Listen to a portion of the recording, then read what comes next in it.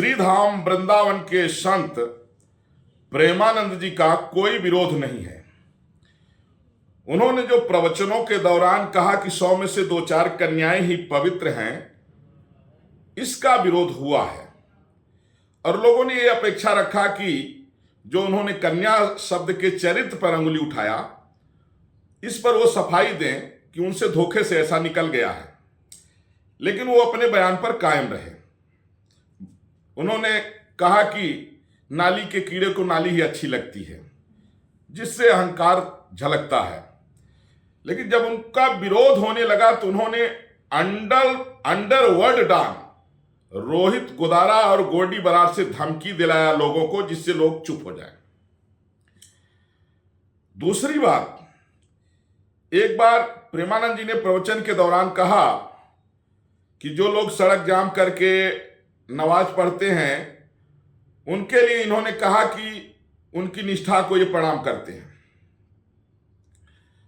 दूसरी बात, जितना गौ हत्या करने वाले, गोमांस खाने वाले मुस्लिम जिहादी हैं, वो सारे इनके पक्षधर हैं, सब इनकी प्रशंसा कर रहे हैं।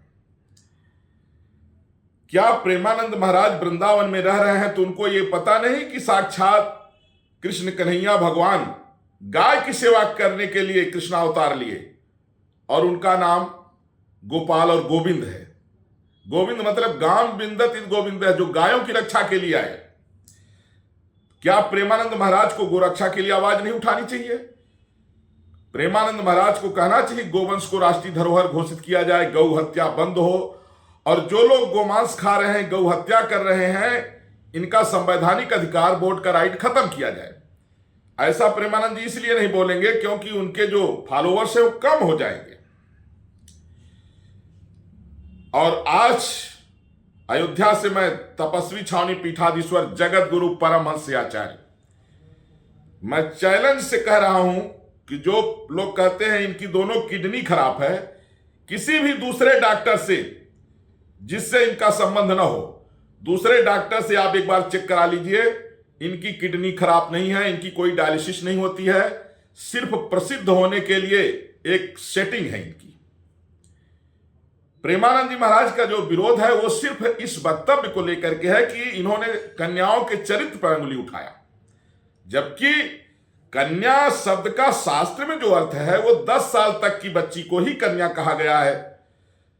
और 10 साल से कम उम्र की बच्ची के चरित्र पर अंगुली उठाना यह निंदनीय है।